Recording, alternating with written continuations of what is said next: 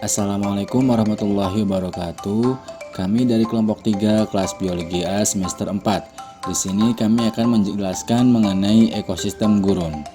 Untuk mengawali penjelasan atau pemaparan materi pada kali ini, saya akan mengawalinya dengan arti dari ayat 164 surat Al-Baqarah. Artinya adalah, sesungguhnya dalam penciptaan langit dan bumi, silih bergantinya malam dan siang, bahtera yang berlayar di laut membawa apa yang berguna bagi manusia, dan apa yang Allah turunkan dari langit berupa air, lalu dengan air itu dia hidupkan bumi sesudah mati keringnya, dan dia sebarkan di bumi itu segala jenis hewan, dan pengisaran angin dan awan yang dikendalikan antara langit dan bumi. Sungguh terdapat tanda-tanda keesaan dan kebesaran Allah bagi kaum yang memikirkan. Gurun atau ekosistem gurun adalah ekosistem padang pasir, merupakan salah satu bioma dalam ekosistem darat atau terestrial yang memenuhi sepertiga luasan wilayah permukaan daratan bumi. Bioma ini didominasi oleh batu atau pasir dengan tumbuhan yang sangat jarang. Ekosistem gurun yang paling luas berada di sekitar 20 derajat lintang utara dari pantai Atlantik di Afrika sampai ke Asia Tengah. Ciri-ciri dari ekosistem gurun. Yang pertama, curah hujannya sangat rendah, lebih kecil dari 250 mm per tahun dengan intensitas panas matahari sangat tinggi. Tingkat penguapan atau evaporasinya lebih tinggi dari curah hujan. Kelembapan udaranya sangat rendah. Perbedaan suhu siang hari dengan malam hari sangat tinggi. Siang hari dapat mencapai 60 derajat Celcius, sedangkan malam dapat turun hingga minus 3 derajat Celcius. Tanah sangat tandus karena tidak mampu menyimpan air. Tumbuhan yang hidup di daerah gurun umumnya tumbuhan yang mempunyai daun yang kecil seperti duri dan berakar panjang. Contohnya adalah kaktus. Persebaran bioma gurun. Bioma gurun, padang gurun atau padang pasir banyak ditemukan di Amerika Utara, Afrika Utara, Australia, Asia Barat, dan juga banyak terdapat di daerah tropika yang berbatasan dengan padang rumput. Adapun contoh-contoh dari ekosistem gurun yang ada di dunia adalah sebagai berikut. Yang pertama ada gurun Sahara yang terletak di Afrika Utara. Luas areanya sekitar 3.500.000 mil persegi atau setara dengan 9.100.000 km persegi. Yang kedua ada gurun Australia termasuk Gibson, Great Sandy, Great Victoria, dan Simpson. Ya, lokasinya berada pada negara Australia. Areanya mencapai 1.300.000 mil persegi atau setara dengan 3.400.000 persegi. Dan yang ketiga, Semenanjung Arab yang terletak di Asia Barat. Luas areanya sekitar 1 juta mil persegi dan atau setara dengan 2.600.000 km persegi. Itulah beberapa contoh atau 3 besar gurun yang ada di dunia. Assalamualaikum warahmatullahi wabarakatuh. Perkenalkan, nama saya Ovita Sari, saya dari kelas biologi semester 4. Di sini saya akan melanjutkan pemaparan materi mengenai ekosistem gurun, yaitu proses terbentuknya gurun. Gurun terjadi karena proses pelapukan batuan oleh cuaca yang variasi temperatur antara siang dan malam sangat tajam.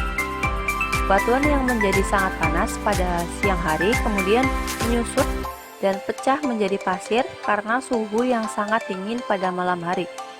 Proses pelapukan ini berlangsung ribuan tahun dan bahkan ada yang berumur jutaan tahun seperti gurun Sahara di Afrika. Terjadinya gurun pasir juga dapat disebabkan oleh penguapan air tanah yang berlebihan oleh pemanasan matahari terhadap permukaan tanah dan atmosfer. Padahal, pemanasan atmosfer dalam waktu yang lama akan memperkecil kemungkinan terjadinya hujan atau kondensasi.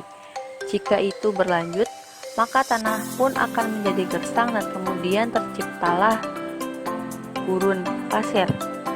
Selanjutnya yaitu pembentukan permukaan gurun. Pembentukan permukaan gurun disebabkan oleh air. Hujan yang turun di daerah gurun biasanya sangat deras. Sehingga tanah yang kering dan keras tidak dapat menyerap air. dan air tersebut akhirnya terus mengalir deras menuruni lereng dan menjadi banjir. Air tersebut memahat lereng lembah curam yang dikenal dengan nama Wadis. Batu-batuan raksasa dan batu kali hanyut dari lembah ke dataran gurun. Gurun sendiri memiliki kontur dan beda tinggi sehingga ada bagian yang dinamai dengan bukit pasir. Proses terbentuknya bukit pasir ini dipengaruhi oleh angin yang membawa pasir hingga membentuk gundukan. Nah, gundukan pasir yang terus-menerus akan membentuk bukit pasir, lalu membentuk gelombang-gelombang yang sering kita lihat pada ekosistem gurun. Baik, saya Nurlailia izin melanjutkan pemateri sebelumnya. Oke, bentuk vegetasi dari gurun yang pertama ada flora. Untuk tumbuhan yang tumbuh adalah tumbuhan yang dapat beradaptasi dengan daerah kering atau disebut dengan tumbuhan xerofit. Tumbuhan yang hidup di daerah gurun umumnya itu tumbuhan yang mempunyai daun yang kecil seperti duri dan juga memiliki akar yang panjang. Kemudian, tumbuhan yang dapat bertahan hidup pada daerah yang sangat panas dan kering walaupun hanya mendapat sedikit air, yaitu contohnya kaktus, lili gurun, pohon kurma, aloe vera, stawar, dan juga sansevieria. Untuk bentuk adaptasinya, daun dari flora ini berukuran kecil yang fungsinya itu untuk mengurangi penguapan, serta memiliki akar yang panjang yang fungsinya itu untuk mengambil air dari tempat yang dalam, kemudian disimpan dalam jaringan spons. Kemudian untuk fauna, hewan yang hidup di gurun pada umumnya itu mampu menyimpan air. Contohnya pada unta, rodentia, ular, kadal, katak, serta kalajengking. Biasanya itu mereka hanya aktif hidup pada pagi hari, sedangkan pada siang hari mereka itu akan berada pada lubang-lubang. Kemudian untuk mempertahankan cairan tubuhnya, biasanya di siang hari hewan-hewan tersebut itu berteduh atau sembunyi dari teriknya matahari, seperti di bawah tumbuh-tumbuhan yang ada di gurun. Assalamualaikum warahmatullahi wabarakatuh. Saya Revi Rifani dari kelas Biologi A semester 4.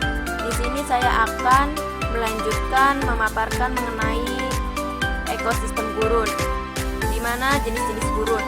Berdasarkan curah hujan dan tingkat kekeringannya, gurun dibagi atas. Gurun sangat kering yaitu gurun yang selama 12 bulan hampir tidak ada hujan. Contohnya yaitu gurun Thar yang ada di India. Jenis gurun yang selanjutnya yaitu gurun kering, yaitu gurun yang curah hujannya kurang dari 250 mm per tahunnya. Contohnya yaitu gurun Agatsya Malay yang ada di India. Kemudian jenis gurun yang selanjutnya yaitu gurun setengah kering, di mana gurun yang curah hujannya antara 250 mm hingga 500 mm per tahunnya. Contohnya yaitu gurun Oregon Timur yang ada di Amerika Serikat. Selanjutnya yaitu komponen abiotik yang ada di ekosistem gurun. Di antaranya suhu. Pada siang hari, suhu rata-rata mencapai 38 derajat Celcius. Dan suhu terpanas dapat mencapai hingga 60 atau lebih. Sedangkan pada malam hari, suhu bioma gurun ini sangat berbeda ketika di siang hari, yaitu sekitar -3 sampai 9 derajat Celcius. Kemudian, komponen abiotik tanah.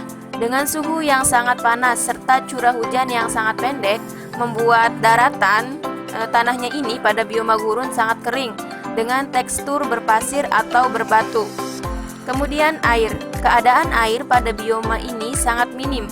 Curah hujan sangat pendek, sekitar 250 mm per tahunnya. Hal ini sangat menentukan vegetasi yang akan hidup di daratannya. Vegetasi tumbuhan dan hewan memiliki semacam adaptasi dengan kondisi lingkungan yang demikian. Selanjutnya yaitu komponen biotik yang ada di ekosistem gurun. Di antaranya tumbuhan. Tumbuhan di ekosistem gurun ini, rata-rata tumbuhan yang ditemukan pada bioma gurun memiliki daun yang berukuran kecil atau dapat berubah menjadi duri, tebal, dan dilindungi oleh lapisan lilin. Cuticula. Kemudian hewan. Komunitas hewan yang dapat ditemukan ialah kelompok hewan yang mampu menghemat air atau hewan-hewan yang tidak memerlukan banyak air dalam waktu tertentu. Kemudian pengurai. Kelompok bakteri yang tahan terhadap panas adalah kelompok pengurai utama pada bioma gurun. Mengingat suhu permukaan pada bioma ini sangat tinggi, sehingga bioma gurun ini kurang cocok bagi jamur. Demikian pemaparan dari kami mengenai ekosistem gurun. Terima kasih. Wassalamualaikum warahmatullahi wabarakatuh.